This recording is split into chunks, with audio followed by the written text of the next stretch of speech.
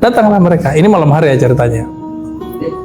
Ketok-ketok. Assalamualaikum. Di dalam. Waalaikumsalam. Tapi ini sudah tua Fudailnya. Siapa di luar? Ini saya bareng Amiril Mukminin. Apa jawaban dia? Apa urusanku sama Amiril Mukminin? Kata dia. Dan apa urusan dia dengan saya? Nggak ada urusan. Kata dia, buka pintu. Kalau tidak saya dobrak masuk, saya paksa masuk. Akhirnya pada waktu dia buka pintu, belum lagi Harun ar-Rasyid sempat melihat wajahnya, dia langsung tiup lilin, dimatiin. Jadi tidak kelihatan wajahnya gelap, saking tidak maunya ketemu. Jadi meraba-rabalah Harun ar-Rasyid, lalu diambil tangannya sama Fudail dan dipegang. Masya Allah, betapa lembutnya tangan ini. Andai saja dia selamat dari api neraka.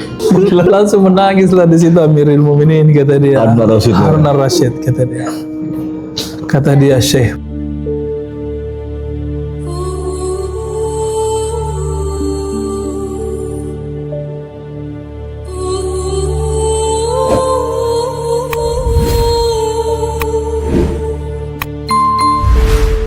Tapi emang kalau saya yang pernah dengar itu Fudail itu ya hanya banyak cerita bahwa transformasi dia kewaliannya itu dari seorang perampok atau pembegal, ya kan.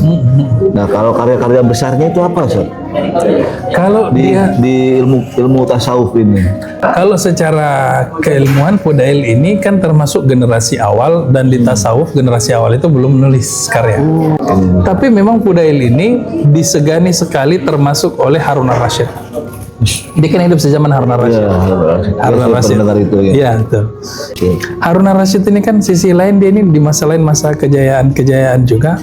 Dia itu kan orang yang juga haus dengan spiritualitas. Dia merasa lelah dipuji, disanjung-sanjung, dijilat lah bagi dia kan. Iya. Kata dia, tolong bawa saya ke ulama yang bisa memberi saya nasihat.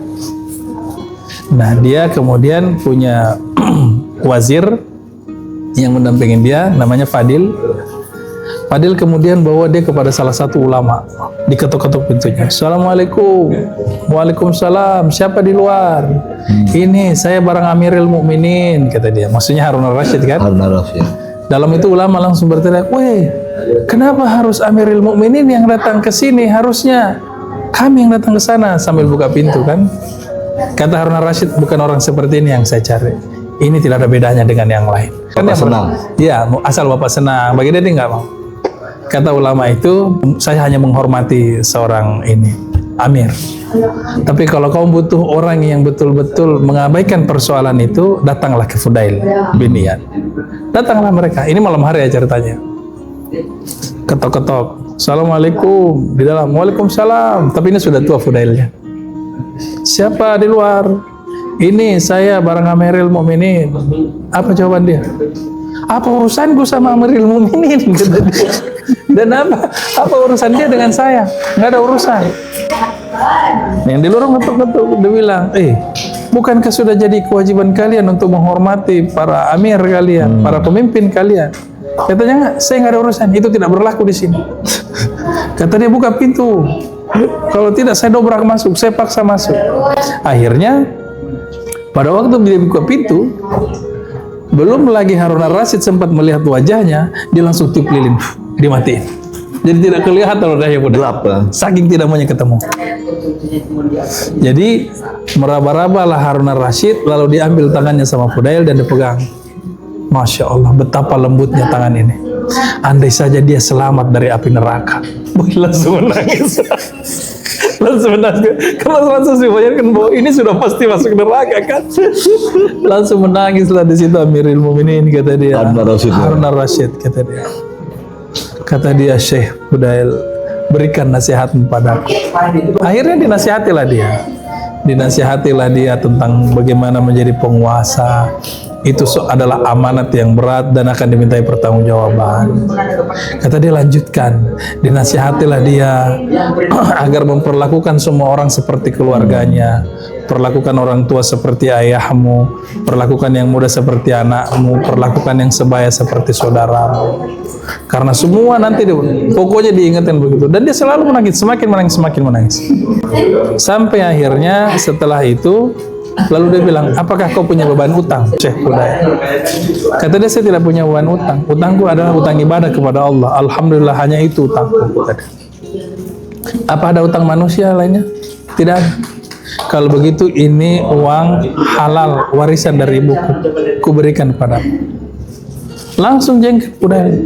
Astagfirullah, apa gunanya saya ceramah? Apa gunanya saya nasihati kau? Kata dia. Apa salahku? Hei, uangmu itu mending kau kasih kepada orang yang lebih berhak. Saya tidak berhak yang seperti itu. Itu ambil duit dibuang. Nggak butuh. Karena saya nggak butuh yang seperti itu. Coba bayangkan dengan kita ya. Kalau sekarang mah berapa? Kurang kalau ada. Itu sampai jatuhlah ini Harun Ar-Rasyid dan ngomonglah si Fadil yang menemani dia. Hei, apa yang kau lakukan? Betapa kurang ajarnya kau sama Amirul Mukminin. Langsung dibalas sama Fudail. Jaga bicaramu, Haman. Haman penasihatnya Firaun kan? Haman. Jaga bicaramu, Haman. Justru gara-gara orang seperti kau dia bisa hancur. Harun Ar-Rasyid dengar itu semakin menangis. Dia bilang, Fadil, tahukah kamu kenapa dipanggil Haman? Berarti dia menganggap saya ini Firaun. akhirnya apa? Harun Ar-Rasyid meninggalkan rumah itu. Dia pergi dalam hati sedih. Dia kata, betapa luar biasa orang itu. Betul-betul dunia ini hina di mata dia. Ini raja, bos. Ini khalifah. Kekuasaannya kan bukan cuma satu wilayah, bersama kan kekhalifahan. Jadi ngeri Fudail itu. Dan memang banyak emang terkenal, Ustaz.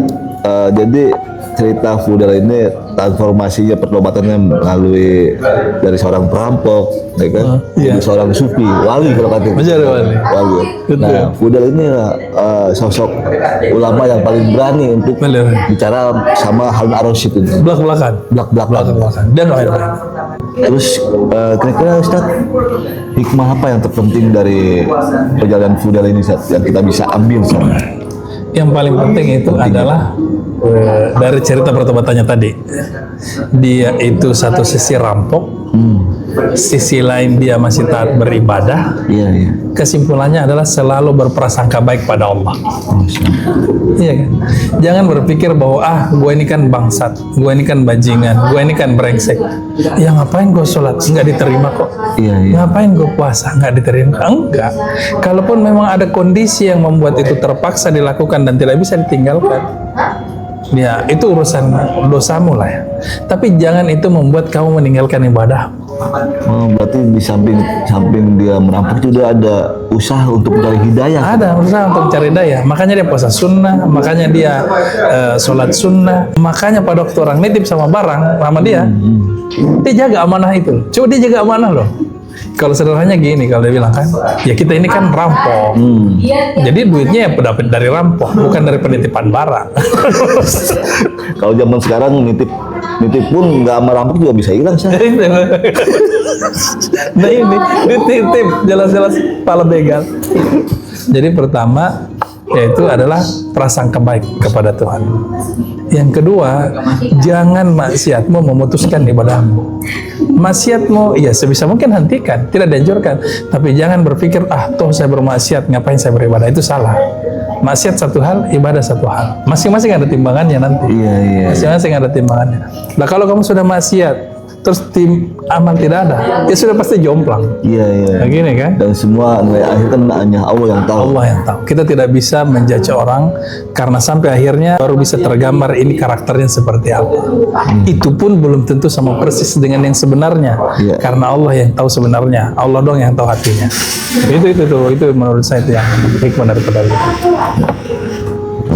Bentar lagi mau imsak, Sip. Besok-besok kita ngopi lagi. Yang penting kan udah bareng sama Bang Sahal. Oke. Udah ya.